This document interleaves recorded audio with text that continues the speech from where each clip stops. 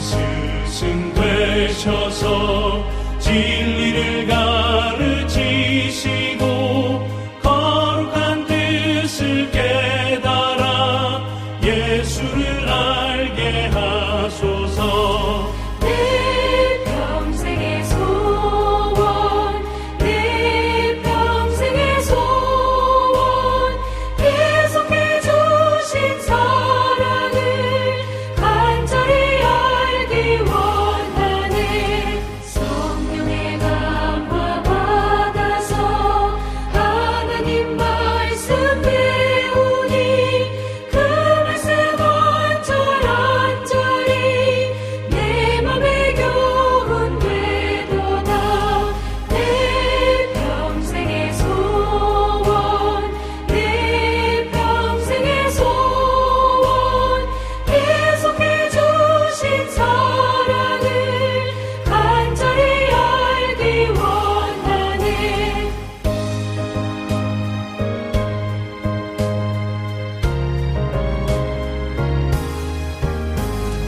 예수가 계신 보좌는 영광에 둘려있도다. 평화의 왕이 오시니 그 나라 왕성하도다. 내 평생의 소원, 내 평생의 소원, 계속해 주신 사랑을 간절히 알기 원하네. 요한복음 6장 60절에서 71절 말씀 한 절씩 교독하시겠습니다. 제가 먼저 읽습니다. 제자 중 여럿이 듣고 말하되 이 말씀은 어렵도다. 누가 들을 수 있느냐 한데 예수께서 스스로 제자들이 이 말씀에 대하여 수군거리는 줄 아시고 이르시되 이 말이 너희에게 걸림이 되느냐. 그러면 너희는 인자가 이전에 있던 곳으로 올라가는 것을 본다면 어떻게 하겠느냐. 살리는 것은 영이니 육은 무익하니라. 내가 너희에게 이른 말은 영이요 생명이라. 그러나 너희 중에 믿지 아니하는 자들이 있느니라 하시니 이는 예수께서 믿지 아니하는 자들이 누구며 자기를 팔 자가 누구인지 처음부터 아심이로라. 또 이르시되 그러므로 전에 너희에게 말하기를 내 아버지께서 오게 하여 주지 아니하시면 누구든지 내게 올 수 없다 하였노라 하시니라. 그때부터 그의 제자 중에서 많은 사람이 떠나가고 다시 그와 함께 다니지 아니하더라. 예수께서 12 제자에게 이르시되 너희도 가려느냐.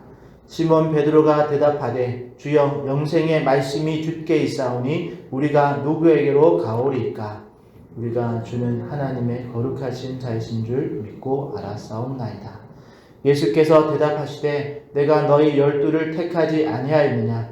그러나 너희 중에 한 사람은 마귀니라 하시니 이 말씀은 가로 시몬의 아들 유다를 가리키심이라.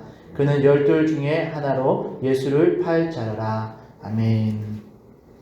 오늘은 말씀 앞에 남는 믿음이라는 제목으로 하나님의 말씀을 전하려고 합니다.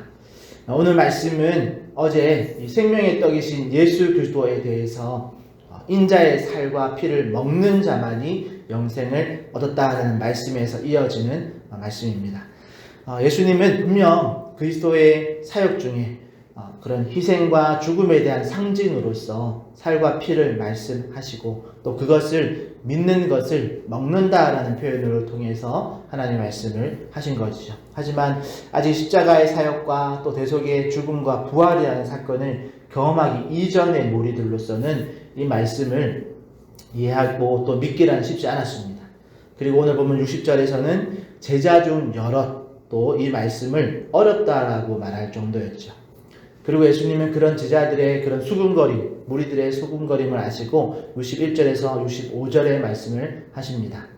그 중에서 63절에서는 어제도 잠깐 언급했지만 예수님의 말씀이 영에 대해서 그리고 생명에 대한 말씀임을 분명히 하십니다. 또 62절의 말씀은 인자가 이전에 있던 곳으로 올라가는 것, 즉 부활에 대한 언급이죠. 그러니까 예수님은 직접 살과 피에 대한 언급이 육체적인 살과 피를 먹어야 하는 것이 아니라 그리스도의 사역을 믿음으로써 받는 것을 통해서 영원한 생명을 얻을 수 있다라고 말해주신 거죠. 그러나 64절에서 보니까 그러나 너희 중에 믿지 않은 자들이 있느니라 라고 말씀하시면서 성경은 이는 예수께서 믿지 아니하는 자들이 누구며 자기를 팔자가 누구인지 처음부터 아심이라 라고 이런 전지적 시점의 기록을 남기고 있습니다. 그리고 이런 전지적 시점의 기록은 사도 요한의 이런 꼼꼼한 기록의 특징과 함께 요한복음을 기록한 목적인 하나님이신 예수 그리스도를 증거하는 요소들로 사용되어집니다. 65절에서는 전에 너희에게 말하기를 내 아버지께서 오게 하여 주지 아니하시면 누구든지 내게 올 수 없다라고 하였노라라고 하는 그 말씀도 예수님의 하나님 되심을 드러내는 표현이죠. 즉 아버지와 아들이 하나임을 말씀하고 계신 겁니다. 그리고 이어지는 66절에서 67절의 말씀에서는 예수님의 시선이 이제 제자들에게, 특별히 12제자들에게 집중되어집니다. 그런데 내용의 패턴이 60절에서 65절의 구조와 비슷합니다. 예수님은 이미 다 알고 계시면서 질문을 하시고 또 그 질문에 반응하는 무리들과 제자들이 다를 뿐이죠. 그래서 오늘 이 시간에는 66절에서 71절에 제자들의 대답을 조금 더 살펴보고 또 그 속에서 교훈들을 찾아보려고 합니다.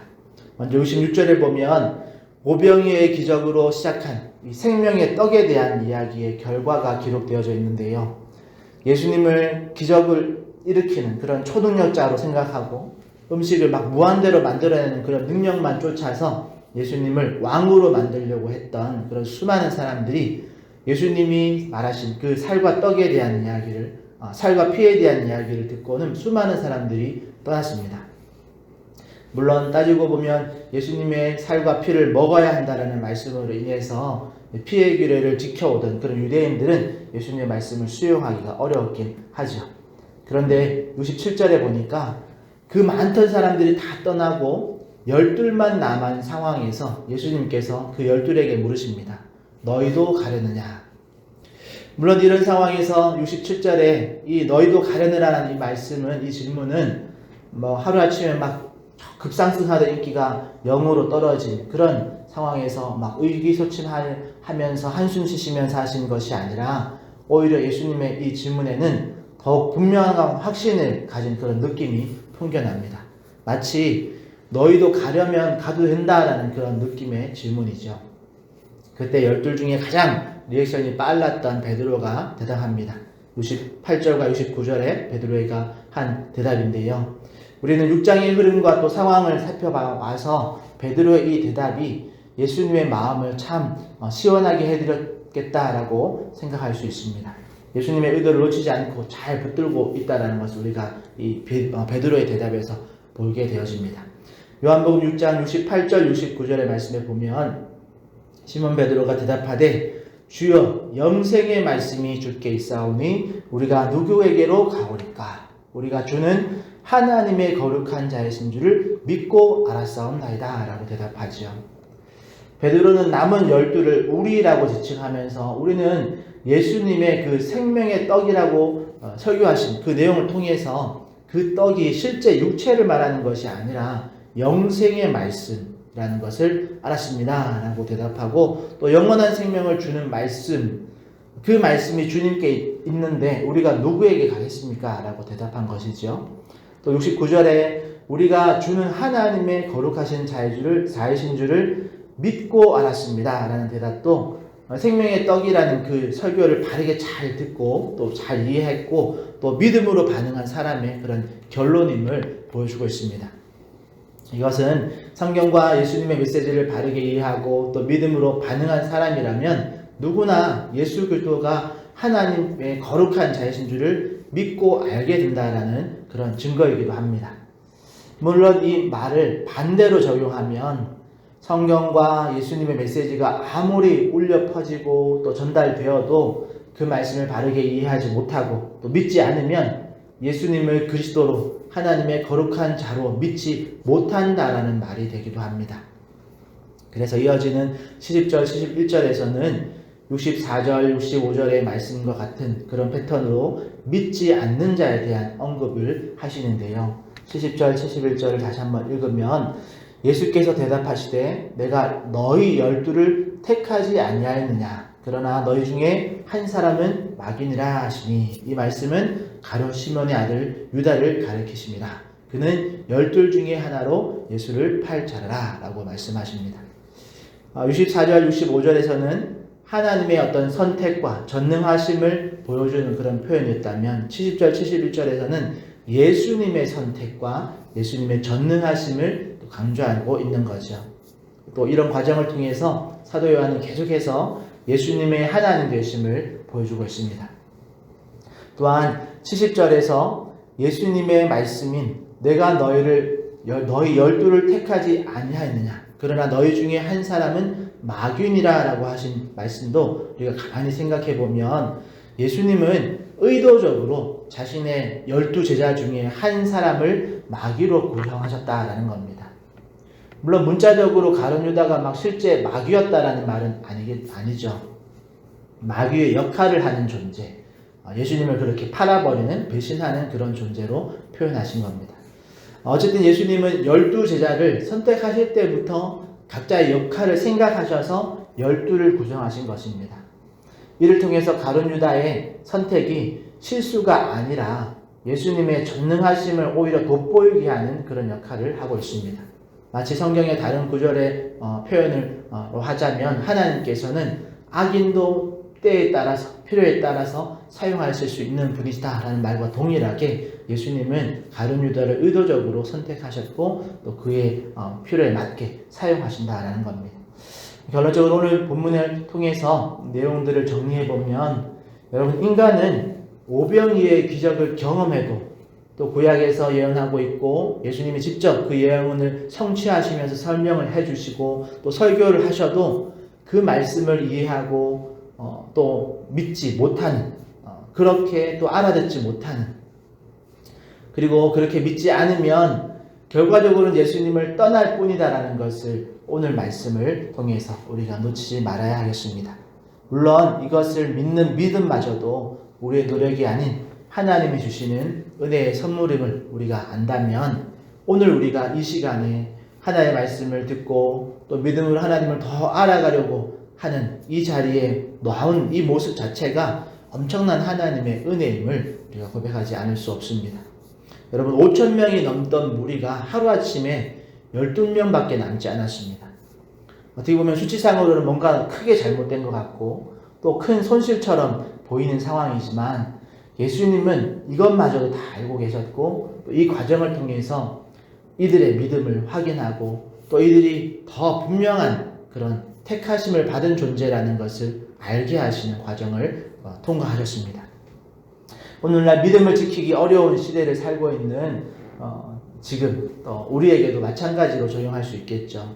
하나님의 택하심을 받고 또 예수님의 제자가 되는 그런 사람은 상대적으로 소수입니다. 아니 어떻게 보면 극소수라고 말할 수도 있겠죠. 그리고 이것마저도 하나님의 은혜가 아니면 믿어지지 않습니다. 그런데 그 속에서 우리를 또 나를 택해 주시고 하나님의 자녀를 삼아 주셨다라는 그 은혜에 우리가 무한 감사하시는 그런 저와 여러분 되시기를 축복합니다. 그리고 베드로의 이 대답을 보면 베드로가 아주 바른 대답을 잘 했는데 베드로의 대답과 같이 예수님께 영생의 말씀이 있음을 깨닫고 우리가 믿는다면 우리는 예수님께로 나아가게 되는 겁니다. 구약과 신약 전체가 하나님께 나아가는 길을 보여주고 있는 것이고 또 예수님께로 나아가는 길을 소개하고 있기 때문에 우리가 성경을 바르게 읽고 그것을 바르게 이해하고 믿는다면 우리에게는 유일한 길이신 예수님밖에 없음을 고백하게 되는 것입니다. 그리고 우리 한 사람 한 사람이 그 말씀 앞에 남는 자가 되어야 될 줄 믿습니다. 또한 베드로를 포함한 12명의 제자들이 그 상당수가 지금 당장 예수님의 말씀을 완전히 100% 이해하지 못하고 또 100% 이해돼서 100% 믿어져서 남은 자가 된 것이 아닙니다. 우리가 잘 보면 정말 잘 이해되지 않고 믿기 어려운 주제들도 분명히 있었습니다.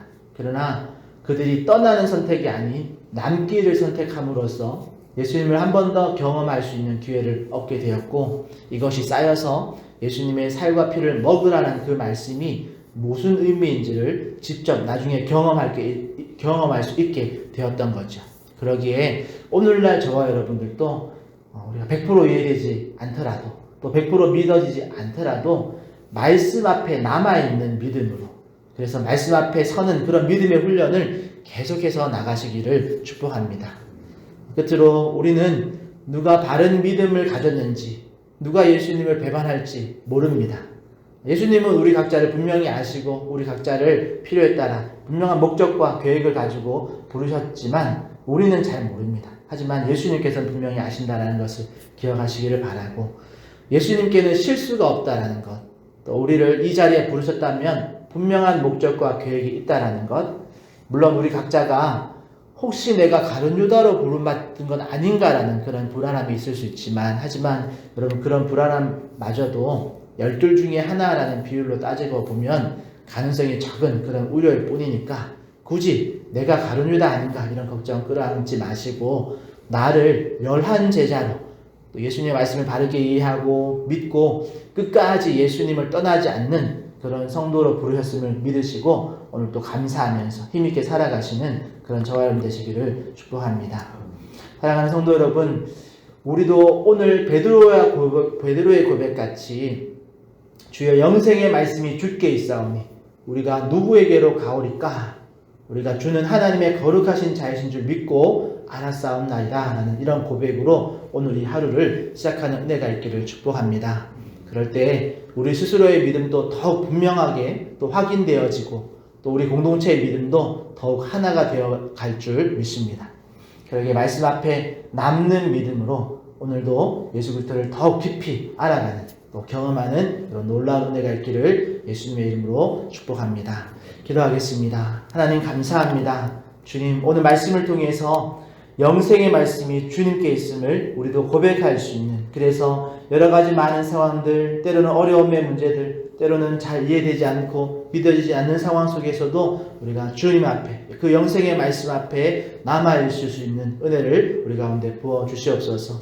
지금까지도 그렇게 우리가 주님 앞에 남아서 주님을 경험하고 주님을 더 알아가는 그런 믿음의 과정들을 달려왔습니다. 하나님, 이후에도 우리가 주님의 말씀 앞에, 영생의 말씀 앞에 남아서 주님을 경험하고 주님을 더 높이 올려드리는 우리 한 사람 한 사람 되게 하여 주시옵소서. 특별히 우리 믿음의 공동체에도 하나님 은혜 베풀어 주셔서 그 영생의 말씀이 깨달아지고 믿어지는 놀라운 복을 더하여 주시고, 그 말씀으로 인해서 우리가 주님의 귀한 또 삶의 흔적들을 가지고 주님 세상으로 나가는 귀한 성도들 다 되게 하여 주시옵소서. 이렇게 오늘 하루 가운데도 은혜 베풀어 주실 것을 믿고 감사하며 예수님의 이름으로 기도합니다. 아멘. 하늘에 계신 우리 아버지여, 이름이 거룩히 여김을 받으시오며 나라에 임하옵시며 뜻이 하늘에서 이룬 것 같이 땅에서도 이루어지이다. 오늘날 우리에게 일용할 양식을 주옵시고, 우리가 우리에게 죄 지은 자를 사하여 준 것 같이 우리 죄를 사하여 주옵시고, 우리를 시험에 들게 하지 마옵시고 다만 악에서 구하옵소서. 대개 나라와 권세와 영광이 아버지께 영원히 있사옵나이다. 아멘. 말씀 붙들고 기도하실 때에 우리가 영생의 말씀이신 예수님 앞에 계속해서 남아있을 수 있는 은혜 달라고, 또 우리 모든 공동체가 동일하게 주님 말씀 앞에 남아서 우리 믿음이 자라는 놀라운 은혜를 베풀어 달라고 기도하시고, 또 여러분 오늘 금요일입니다. 또 다가오는 주일을 우리가 말씀으로 또 주님 앞에 잘 준비하고 하나님의 은혜를 기대하는 우리들 모든 성도들 되게 해달라고 여러분 기도 제목, 개인의 기도 제목까지 주시고, 또 하늘들을 위해서 우리 주님 한번 찾고 통성으로 기도하며 나가겠습니다. 주여 하나님 감사합니다. 믿음 안에서, 주님의 뜻 안에서 우리 영혼들이 다시 한번 주님 앞에 서게 하심을 감사를 드립니다.